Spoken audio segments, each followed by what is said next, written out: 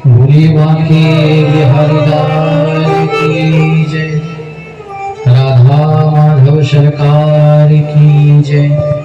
सद्गुरुदेव भगवान की जय। बंधुओं माताओं, भरत जी के चरित्र के उपरांत में श्री परीक्षित जी महाराज प्रश्न करते हैं अपने गुरुदेव भगवान श्री शुकाचार्य जी से, हे गुरुदेव, ये जो जीवों को ऊंची नीची गतियां प्रदान होती है, किसी को मरने के उपरांत में नरक की यातनाएं कम भोगने को मिलती है, किसी को अधिक मिलती है। किसी को मृत्यु के बाद में जब पुनर्जन्म होता तो चींटी बनना पड़ता, किसी को मनुष्य का शरीर मिल जाता, किसी को पशु बनना पड़ता। तो ये जीवों की जो गति है, जो गतियां हैं, इनमें भिन्नताएं क्यों हैं? तब उत्तर देते हुए श्री शुकाचार्य जी कहते हैं, परीक्षित, जो व्यक्ति जैसा कर्म करता है उसे उसी के अनुसार फल भोगना पड़ता है। तुम जैसा कर्म करोगे वैसी तुम्हारी गति होगी। अगर भगवान ने अहेतु की कृपा करके तुम्हें मानव तन दिया और इस मानव देह को पाकर के भी इसकी उपयोगिता तुम्हें ज्ञात न हो पाई और इसको यूं ही व्यर्थ गवा दिया, तो तुम्हें भी अगले जन्म में ऐसी ही किसी निम्न श्रेणी की गति प्राप्त होगी और उसमें असहनीय दुख तुम्हें सहना पड़ेगा। जब मानव तन पाकर के मनुष्य के जो कार्य होते हैं उससे जीव चित्त हो जाता है, तो फिर उसे भी अगले जन्म में कीट पतंगा भ्रमर इत्यादि बनना पड़ता है। तो जो जैसा कर्म करता है उसे उसी के अनुसार पुनर्जन्म मिलता है, उसी के अनुसार सुख दुख मिलते हैं। सुखदेव जी कहते, परीक्षित, मुख्यतः हमारे यहाँ शास्त्रों में 28 प्रकार के नरकों का वर्णन किया गया है, जिसमें मुख्यतः तामिश्र, अंधतामिश्र, रौरव, महारौरव, कुंभीपाक, कालसूत्र, अशिपत्रवन, शूकर मुख, अंधकूप, कृमि भोजन, संदंस, तप्तसूर्मी, वज्रकंटक, शालमली, वैतरणी, पुयोद, प्राणरोध, विशेषण, लाला भक्ष, शारमेयादन, आवीच और अयम, शिवाचारकदम, रक्षोगण भोजन, शूलप्रोत, दंडशोक, अवट निरोधन, पर्यावर्तन, सूची मुख। इस प्रकार से क्रमशः ये 28 प्रकार के नरक बताए गए हैं। राजन, जो पुरुष दूसरों के धन, संतान, स्त्रियों का हरण करता है ना, उसे अत्यंत भयानक यमदूत काल पाश में बांधकर बलात्पूर्वक तामिश्र नाम के नरक में गिरा देते हैं।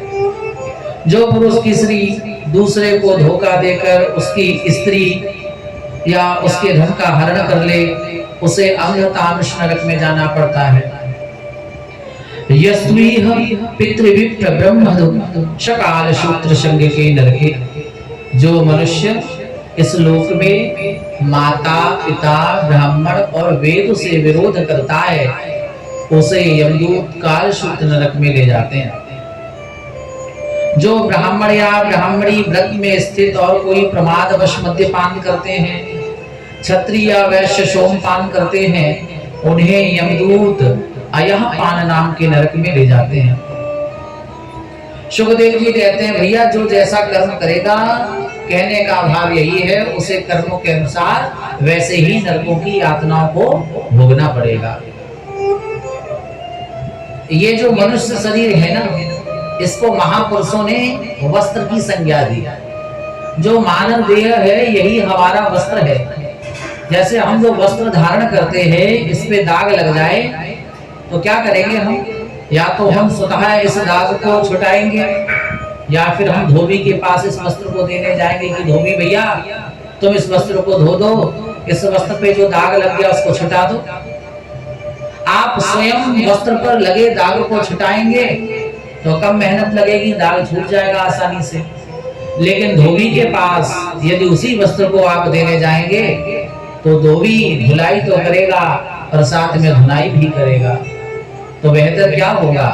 बेहतर तो यही होगा कि जो तुम्हारा शरीर रूपी वस्त्र है, इस पे यदि कोई पाप का दाग लग जाए तो स्वयं ही आप उसको धुलने का प्रयास करें। यदि ये तुम्हारा शरीर नरक में जाएगा धुलने के लिए तो वहां धुलाई भी होगी, धुनाई भी होगी। हमारा वस्त्र गंदा हो जाता है तो हम क्या करते हैं? वॉशिंग मशीन में उस वस्त्र को डाल देते हैं। वॉशिंग मशीन का क्या काम है? गंदगी हटाना, कपड़े को स्वच्छ करना। तो नरक को भी वॉशिंग मशीन की संज्ञा दी गई। आज के भाव से कहें तो नरक क्या है? वॉशिंग मशीन है, जहां पर शरीर रूपी वस्त्र जाता है जब उस पर पाप रूपी दाग लग जाता है। नरक रूपी वॉशिंग मशीन में शरीर रूपी वस्त्र जाएगा, वहां धुलाई धुनाई होगी, पाप रूपी जो दाग लग गया वो धुल जाएगा। जब स्वच्छ हो जाओगे पुनः किसी रूप में फिर जन्म सी मानव पुरी में मिल जाएगा, मृत्युलोक में मिल जाएगा। श्री परीक्षित जी महाराज ने पूछा, गुरुदेव कृपया करके ये बताएं नरक में जाता कौन है? क्या पहचान है नरक में जाने वाले लोगों की? हम कैसे जान पाएंगे कि हमें नरक मिलेगा या स्वर्ग मिलेगा? तो गुरुदेव कहते, परीक्षित बड़ा साधारण सा उपाय बताता हूं जिसके माध्यम से तुम्हें ज्ञात हो जाएगा कि कौन नरक जाएगा, किसको स्वर्ग मिलेगा, किसको वैकुंठ, किसको गोलोक मिलेगा। अत्यंत कोपः कटुका च वाणी, दरिद्रता च स्वजनेषु वैरम, नीच प्रसंगः कुलहीन सेवा, चिन्हानि देहे नरकस्थितानाम्। अत्यंत कोपः, हे प्रिय शिष्य, अत्यंत कोपः जो बहुत कोप करने वाला हो, बात बात पे क्रोधित हो जाता हो, क्रोध आ जाए, गुस्सा आ जाए। कटुका च वाणी, जिसकी कशैली विषयुक्त वाणी हो, जो कभी मीठा मृदु नहीं बोलता है। दरिद्रता च स्वजनेषु वैरम, बहुत से लोगों को आपने देखा होगा वस्त्र बहुत है, धन बहुत है, फिर भी दरिद्रता से ही रहते हैं। कई माताओं को मैंने देखा, उनके पास में उनके बेटे हर माह साड़ी बेचते हैं, हर माह नई चप्पल बेचते हैं, लेकिन वो माँ क्या करती है? अपनी साड़ी अपने चप्पल को बक्से में बंद करके रख दिया। पुरानी चप्पल टूट गई, उसमें वस्त्र वो जो चिड़ी टाइप की होती है उसको लगा करके चप्पल ठीक कर ली, वही पहन रही है। पुरानी साड़ी पहन ली, दरिद्रों की भांति रहती है। महापुरुष कहते हैं जिस घर में दरिद्रता हो, लोग मलिन वस्त्र पहनते हो, घर में गंदगी रहती हो, जहाँ अशुद्धता रहती हो, हाँ वहां तो लक्ष्मी अपने आप पलायन कर जाती है। तो ये दरिद्रता भी ठीक नहीं होती, तो जहाँ दरिद्रता होगी वहां भी क्या होगा? उनको नरक ही मिलेगा। और स्वजनेषु वैरम, जो दरिद्री जीव है, जो अपने परिवार के लोगों से भी वैर कर देता है। बाहर आपका वैर है ठीक है, पर अपने घर में भी आपका यदि सबसे वैर है तो फिर ठीक नहीं। नीच प्रसंग, आप नीच लोगों के साथ संग करने लगे। अकुलहीन सेवा, हाँ अपने कुल के पितृ, आपके जो देवता जो ऋषि हैं उनकी सेवा से आप हीन हो जाएं, नीचों का संग करने लगे। श्रेष्ठ कुल में जन्म लिया, नीचों का संग करेंगे तो चिन्हानि देहे नरकस्थितानाम्, ये चिन्ह जिसके पास मिल जाएंगे वो नरक ही जाएगा। ऐसा शुक्राचार्य महाराज परीक्षित को बताते हैं। इसलिए जितनी भी पहचान आपको बताई है, यदि आप में से किसी के अंदर है तो आज ही उनको छोड़ दीजिए। अगर आप चाहते हैं कि आपको नरक न मिले, गोलोक मिले, वैकुंठ मिले, तो इनको नोटिस करिए, this point should be noted. और आज के बाद इनको जीवन में कभी भी क्या करिए? अपनाइएगा नहीं। अगर ये दुर्गुण है भी तो इनको निकालने का प्रयास करिए। बंधुओं माताओं, जब पता चल गया कि नरक कौन कौन जाता है तो परीक्षित जी ने अगला प्रश्न किया, गुरुदेव अब अगर किसी के अंदर ये दुर्गुण है और उसको नरक जाना है तो फिर नरक जाने से बचने का उपाय क्या है? वो ऐसा क्या उपाय करे जिससे उसको नरक न जाना पड़े? तो शुक्राचार्य जी कहते, प्रिय शिष्य, एक ही उपाय है जिससे जीवात्मा नरक जाने से बच सकता है। वो क्या है? केचित् केवलया भक्त्या वासुदेव परायणाः अगम धुनवन्ति कास्येन निहारः भास्करः। केचित् केवलया भक्त्या, एक ही उपाय है क्या कि यदि शरीर रूपी वस्त्र पर पाप रूपी दाग लग जाए तो भगवान नाम का साबुन लगाकर उस पाप रूपी दाग को धुल दो और निर्मल बन जाओ, ताकि भगवान के चरण कमलों की प्राप्ति तुम्हें पुनः हो जाए। राम नाम के साबुन से जो मन का मैल छुटाएगा, निर्मल मन के दर्पण में वो राम के दर्शन पाएगा। रोम रोम में राम है तेरे, हो तो तुझसे दूर नहीं, देख सके ना इन आंखों से उन आंखों में नूर नहीं। देखेगा तू मन मंदिर में ज्ञान की ज्योति जगाएगा, निर्मल मन के दर्पण में तू राम के दर्शन पाएगा। यह शरीर अभिमान है जिसका प्रभु कृपा से पाया है, झूठे जग के बंधन में तूने इसको क्यों विसराया है। राम नाम का महामंत्र ये साथ तुम्हारे जाएगा, निर्मल मन के दर्पण में तू राम के दर्शन पाएगा। झूठ कपट निंदा को छोड़ो, हर प्राणी से प्यार करो, घर आए संतों की सेवा से न कभी इनकार करो। पता नहीं प्यारे तू कब मिट्टी में मिल जाएगा, निर्मल मन के दर्पण में तू राम के दर्शन पाएगा। जब पाप रूपी दाग लग जाए शरीर रूपी वस्त्र पे, तो राम नाम के साबुन को इतना लगाओ कि ये पाप रूपी दाग धुल जाए और आप निर्मल हो जाओ। परीक्षित जी महाराज कहते, गुरुदेव आपके पास कोई प्रमाण है कि राम नाम लेने से, राम नाम रूपी साबुन लगाने से पाप रूपी दाग धुल जाए और जीवात्मा की सदगति हो जाए? इसका कोई आपके पास उदाहरण है, एग्जाम्पल है तो सुनाइए, कोई प्रमाणित बात बताइए ना इस संबंध में। तो शुक्राचार्य जी को एक कथा याद आ गई। शुक्राचार्य जी कहते, परीक्षित मुझे कथा याद आ रही है, ध्यान से सुनो, इस कथा को सुनकर तुम्हारा सारा संशय निकल जाएगा। कान कुब्जे दुजह कश्चित दासी पतिर अजामिलः, नामना नष्ट सदाचारो दास्याः संसर्ग दूषिता। कान कुब्जे, कन्नौज नगर में दुजह एक ब्राह्मण रहता था, जो एक बार जंगल गया लकड़ी बीनने के लिए। वहां उसने एक स्त्री को देखा पर पुरुष के साथ संगम करते हुए, और जब उसने स्त्री को पर पुरुष के साथ संभोग करते देखा तो उसकी बुद्धि दूषित हो गई, दास्याः संसर्ग दूषिता। और वो उस स्त्री के पास गया और उससे निवेदन करने लगा, देवी तुम बहुत सुंदर हो, तुम्हारा यौवन देखने लायक है, तुम कितनी रूपवती हो, एक बार जो देखेगा वो मोहित हो जाएगा। तुम तो मेरे घर में रहने लायक हो, मेरी पटरानी बनने लायक हो, मेरी बाहों में बैठने लायक हो, मेरे साथ रमण करने लायक हो, चलो ना मेरे घर। अब महाराज वैश्या को क्या चाहिए? धन चाहिए, वस्त्र चाहिए, आभूषण चाहिए। उसने देखा ब्राह्मण ठीक ठाक लगता है, कुछ माल तो मिल ही जाएगा, इसलिए महाराज लोभ लालच बस वो तो ब्राह्मण के साथ चलने को तैयार हो गए। अब वो वैश्या, वो गणिका अजामिल के साथ घर आई, घर आकर रहने लगी। दासी के संसर्ग से जो ब्राह्मण वेद पाठी था, उसकी बुद्धि ऐसी विकसित हुई कि अब वो प्रातः उठकर सूर्य अर्घ्य नहीं करता, वो संध्या वंदन नहीं करता, हाँ वो जो है यज्ञ इत्यादि नहीं करता, वो जब तक नहीं करता, नियम नहीं करता। अब तो महाराज सुबह उठ करके पहले तो कुछ काम करने जाता था, पर उससे इतना धन नहीं मिला जिससे कि महाराज अपनी पत्नी की इच्छाओं को पूरा किया जा सके, इसलिए अधिक धन के लालच में चोरी डकैती करना शुरू कर देता है। वेद पाठ करने वाला सुबह निकल जाए अश्व पर आरूढ़ होकर, और महाराज बड़े बड़े घरों में डकैती करके, चोरी करके धन लेके लाए और गणिका को दे, और फिर गणिका प्रसन्न हो जाए, फिर उसके साथ रमण करे। यही उसका जीवन रह गया। यहाँ विचार करने की बात है कि एक दासी के संसर्ग से इतने बड़े ब्राह्मण की बुद्धि दूषित हो गई, तो बहुत विचार करने की बात। कहानी तो तुमने बहुत सुनी है, पर यहाँ सीख क्या मिल रही है, यही तो तुम्हारे लिए सीखने योग्य बात है। मेरी माताओं बहनों, आप रसोई में जाती हो, आप भोजन बनाती हो ना, अगर उस भोजन में भी अशुद्धि आ गई ना, तो सारा खेल वहीं से गड़बड़ हो जाता है। अगर आपने भोजन बनाते समय संसार को याद किया, तो ये संसार तुम्हारे बच्चों के, तुम्हारे पति के बुद्धि में बैठ जाएगा।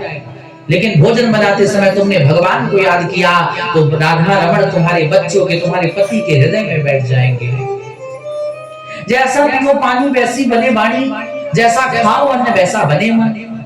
तो भाई भोजन शुद्ध होना चाहिए, भोजन शुद्ध होगा तभी तो भजन शुद्ध हो पाएगा। एक गलत व्यक्ति से संग किया तो बुद्धि दूषित हो गई, एक स्त्री से गलत संग किया तो बुद्धि दूषित हो जाएगी। देर नहीं लगती है सही पथ से बुरे पथ पर जाने पर, इसलिए संभल कर चलना मेरे भाई बहनों। ये समाज, ये समय बहुत गलत आ रहा है। कब तुम अपने पथ पर चलते चलते अपने धर्म के मार्ग से च्युत होकर गलत मार्ग पर चलने लग जाओ, ये तुम्हें नहीं पता चलेगा। क्या सही क्या गलत ये तुम कैसे जानोगे? और एक दिन जब तुम्हें पता भी चलेगा, तब तक तो तुम इतने गहरे गड्ढे में धंस गए होगे कि वहां से तुम्हें निकलने में भी बड़ी परेशानी आएगी, बड़ी कठिनाइयां होगी। हाँ, आपके बच्चे कहां जा रहे, क्या कर रहे, किसका संग कर रहे, ये देखना माता पिता की रिस्पॉन्सिबिलिटी है। एक ब्राह्मण जो रोज पूजा करता था, जो रोज भजन करता था, जो रोज भगवान की स्तुति करता था, केवल एक गलत स्त्री का संग करने से उसका पूरा खानदान परिवार नष्ट हो गया और वो वेदपाठी चोरी डकैती करने लगा। इसलिए संग सदैव अच्छा करें। संगत से गुण उपजे, संगत से गुण जाए। संगत अच्छी करेंगे, अच्छे संत के पास बैठेंगे, अच्छे महापुरुष के पास बैठेंगे तो आपके अंदर क्या आएगी? विद्वानता आएगी, योग्यता आएगी, अच्छे गुण आएंगे, मृदुता आएगी, उदारता आएगी, चरित्र का निर्माण होगा। लेकिन यही दुर्जन के पास बैठ जाएंगे, कटुता आएगी, क्रोध आएगा, कोप आएगा, चरित्रहीनता आएगी, विकार आएंगे, दुर्गुण आएंगे। संग पर ध्यान दीजिए। अब रोज चोरी डकैती करने लगा, दासी से संसर्ग करता रहा, एक एक करके संतान उत्पत्ति की 9 संतानें हो गई। अब फिर भी गर्भवती है ये गणिका और अब जो है 10वां पुत्र आने वाला है।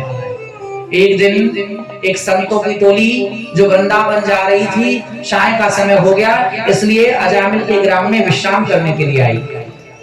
एक जगह कुछ बच्चे खेल रहे थे, तो साधु का नियम सुबह से लेकर सायकाल तक तो यात्रा करते और सायकाल जब हो जाए तो महाराज जिस ग्राम तक यात्रा हो जाती वहीं विराम करते, वहीं रात्रि में शयन करते और प्रातः होते यात्रा प्रारंभ कर देते। अब अजामिल के गांव तक आए तो शाम का समय हो गया। महात्माओं ने कहा कि अब इससे आगे जाना ठीक नहीं, रात्रि का अंधेरे में यात्रा कैसे होगी। तो इसलिए ऐसा करते हैं, आज रात्रि यहीं शयन करेंगे। इसी ग्राम में किसी ब्राह्मण के घर को खोजो, वहां भिक्षा लेंगे, कुछ भोजन पानी मिलेगा तो करेंगे, प्रेम से पाएंगे, रात्रि शयन करेंगे। बच्चों से पूछा महात्माओं ने जाकर, बच्चों यहाँ किसी ब्राह्मण का घर है? आजकल के जैसे बच्चे नहीं होते, कहीं कहीं उनको जो है कि ऐसे ही आनंद आता है किसी को मूर्ख बनाने में, पागल बनाने में। कभी कभी आप किसी दुष्ट व्यक्ति से पूछो, भैया मुझे वहां जाना है, उसका मार्ग बताओ, तो कुछ ऐसे दुष्ट होते गलत मार्ग आपको बता देंगे और हंसेंगे बाद में। ऐसे वो बच्चों के मन में भी कुछ ऐसा ही भाव आया कि लो बाबा जी को ऐसी जगह भिड़ाएं जहां से बाबा जी बच के भी ना जा पाए। बच्चों ने उपहास करके कहा, हाँ महाराज जी, जो ऊंचा सा भवन दिख रहा है ना, बड़ा सा गेट जिसपे बड़ी बड़ी ध्वज पताकाएं बनी हुई है, ये अजामिल नाम के ब्राह्मण का घर है। बड़ा सदाचारी ब्राह्मण है, उसकी पत्नी भी सद्गुणों वाली है। आप उनके घर चले जाओ, भिक्षा मिलेगी और विश्राम भी मिलेगा। साधु संत सीधे साधे, उनको क्या पता। गए अजामिल के घर, दरवाजा खटखटाया, अंदर से गणिका निकल कर आई। भिक्षाम देहि, भिक्षाम देहि, भिक्षा को याचना की। गणिका ने हाथ जोड़कर कहा, हे महात्मा, मैं दासी, मेरे हाथ का आप दिया हुआ नहीं पाएंगे ना, इसलिए मैं आपको भोजन बनाकर नहीं खवा सकती, लेकिन हाँ मैं सूखा सूखा अन्न राशन आपको दे सकती हूँ। मेरे घर के बाहर बगीचा है, इसमें प्रेम से बैठकर विश्राम करिए और जो मैं राशन दे रही हूँ उससे भोजन बनाइए, अपने ठाकुर को खवाइए और आप भी पाइए। अभी तब तक मेरे पति भी आ जाएंगे, सुबह होते आप चले जाएंगे। महात्मा को गणिका की बात पसंद आई। रूखा सूखा जो भी गणिका के पास था वो महात्मा को दिया।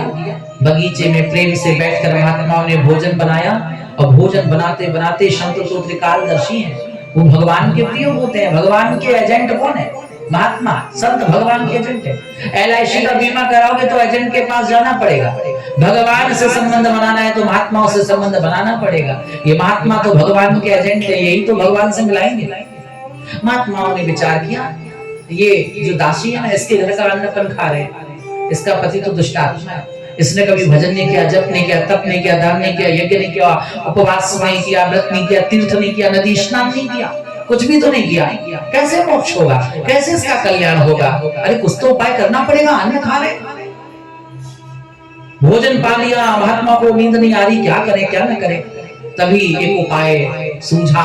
इतने में अजामिल अश्व पर सवार हो कहीं से महाराज बहुत सारा धन हरण करके आ रहा था। उसने देखा घर के बाहर इतनी सारी महात्माओं की टोली। ए महात्माओं, कहां से आना हुआ? और ये मेरे घर के बाहर कैसे भीड़ लगा रखी है? आप लोग कैसे यहाँ मेरी बिना अनुमति के रुके? महात्माओं ने कहा थोड़ा शांत हो जाइए, मेरी बात तो सुनिए। आपकी पत्नी जो है ना, उन्होंने हमें यहाँ रुकने को कहा और उन्होंने ही राशन दिया। हमने भोजन बनाकर ठाकुर को खुवाया, प्रेम से पाया। रात्रि विश्राम कर रहे हैं, प्रातः होते अपनी यात्रा प्रारंभ करेंगे, हमें वृंदावन जाना है। वैसे बात तो बेटा जाने, बुरा ना मानना। बेटा, आपकी पत्नी ने भोजन तो करा दिया, पर एक नियम होता है, जब किसी को भोजन कराते तो दक्षिणा भी देते हैं। अजामिल ने कहा अच्छा, भोजन कर लिया, दक्षिणा चाहिए। निकाली कृपाण, महात्मा के गर्दन पर रखी और बोले बताओ बाबा जी कितनी दक्षिणा चाहिए? मुस्कुराए साधु और बोले अजामिल तू गलत समझ रहा है, मुझे अर्थरूपी दक्षिणा नहीं चाहिए, मुझे तो दक्षिणा में तुझसे कुछ और ही चाहिए। अजामिल ने कहा क्या? तो संतों ने कहा मुझे तो दक्षिणा यही चाहिए, तो तेरा 10वां पुत्र आने वाला है ना, इसका नाम तू नारायण रख देना। तस्य प्रवयशः पुत्रा दशतेषां तु यो वमः बालो नारायणो नाम्ना पित्रोश्च दयितो वृषम्। अपना जो छोटा बेटा, जो सबसे अंतिम बेटा 10वां, इसका जब आए ना ये, तो इसका नाम नारायण रखना। महात्माओं की बात जची, इतना छोटा सा बात, हाँ केवल नारायण नाम रखना। ठीक है बाबा जी रख देंगे। महात्मा लोग अपनी यात्रा पर चले गए और जब 10वां बेटा जन्म लेकर आया तो संतों के वचन अनुसार महाराज अजामिल ने अपने बेटे का नाम नारायण रख दिया। धीरे धीरे अजामिल का बेटा नारायण बड़ा हुआ, क्रीड़ा करने लगा। एक दिन की बात, अजामिल अपने चारपाई पर लेटा विश्राम कर रहा है, कुछ ही दूर पर उसका बेटा नारायण खेल रहा है।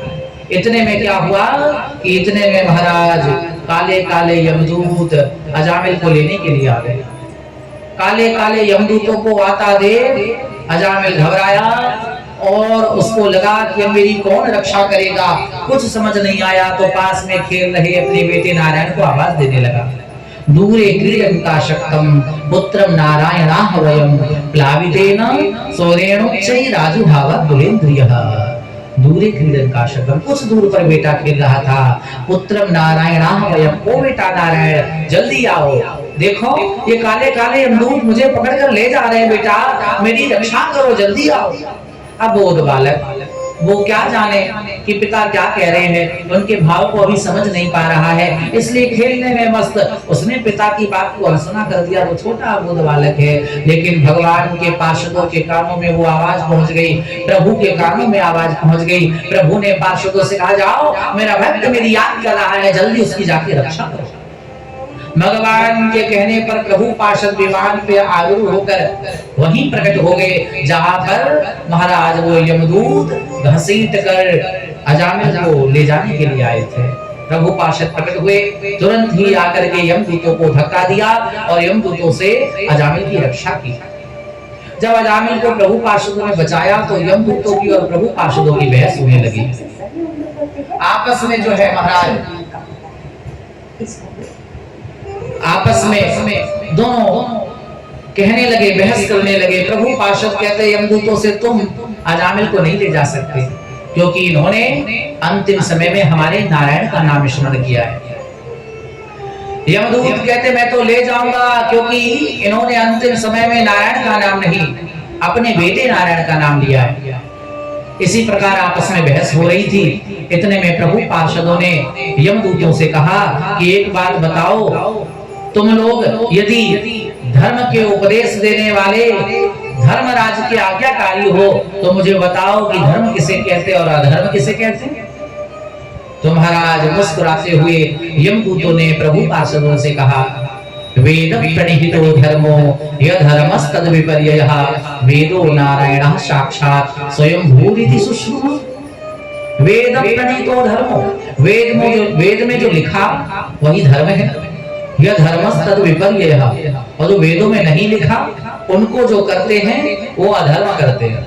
जो वेदों में नहीं लिखा उसको जो कर रहे हैं वो अधर्म कर रहे हैं, और जो वेदों में लिखी बातों का अनुसरण करते हैं वो धर्म करते हैं। वेदो नारायणः साक्षात, वेद ही साक्षात नारायण है, इसलिए वेदों में लिखी बातों का अनुसरण करना चाहिए, और जो वेदों में नहीं लिखा उनका अनुसरण नहीं करना चाहिए। प्रभु पार्षदों ने यमदूतों से कहा तुमने न्याय अपने मुख से कर दिया।